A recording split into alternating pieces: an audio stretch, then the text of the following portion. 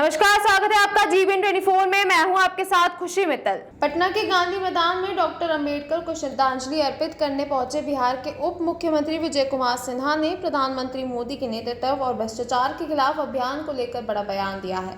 बता दें कि पटना के गांधी मैदान स्थित गांधी मूर्ति पर अंबेडकर जयंती के अवसर पर डॉक्टर भीमराव अंबेडकर को माल्यार्पण करने पहुंचे बिहार के उप मुख्यमंत्री विजय कुमार सिन्हा ने पत्रकारों से बातचीत करते हुए कहा कि प्रधानमंत्री नरेंद्र मोदी का सपना है सशक्त युवा और विकसित भारत हो, और आज हम उसी दिशा में यात्रा कर रहे हैं। उन्होंने कहा कि जो लोग देश को भ्रष्टाचार में डुबो चुके हैं, उनके खिलाफ हम आज संकल्प यात्रा पर निकले हैं।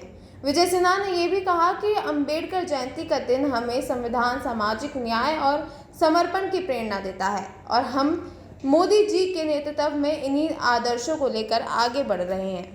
पक्ष जो देश को कमजोर किया, आज़ादी के 75 वर्ष भारत के सामाजिक सौहार्द को बिगाड़ा, संविधान को अपमानित किया, लोकतंत्र को इमरजेंसी के द्वारा तार तार किया। ऐसे परिवारवाद, वंशवाद, भ्रष्टाचारी मानसिकता के लोग न भारत के हित में हैं, न समाज के हित में हैं, न संविधान के हित में हैं। आज का ये जय भीम यात्रा डॉक्टर भीमराव अंबेडकर को श्रद्धांजलि है, बड़ी श्रद्धांजलि है। और विगत वर्षों में ये जो माननीय प्रधानमंत्री जी के नेतृत्व में सरकार चल रही है, वहाँ डॉक्टर भीम साहब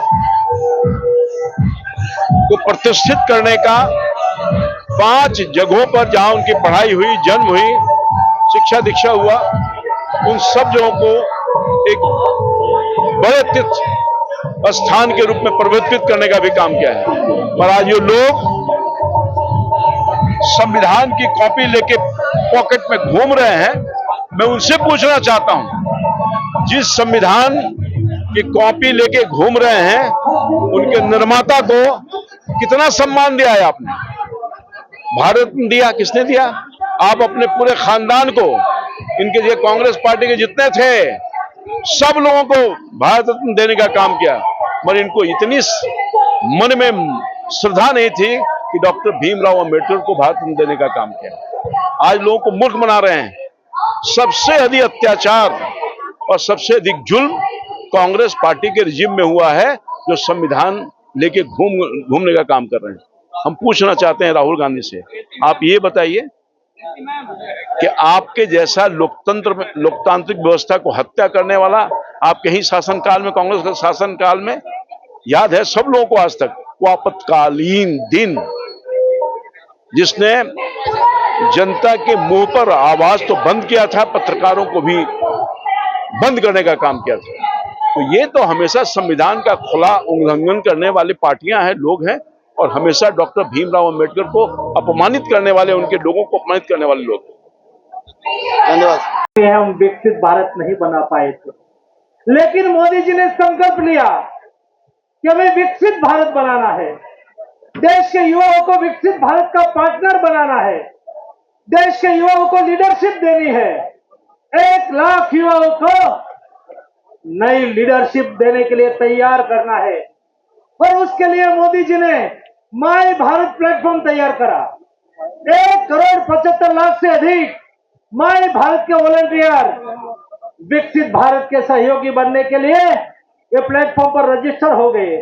इस प्लेटफॉर्म के द्वारा अलग अलग सोशल एक्टिविटी होती है, सेवा की प्रवृत्तियां होती है।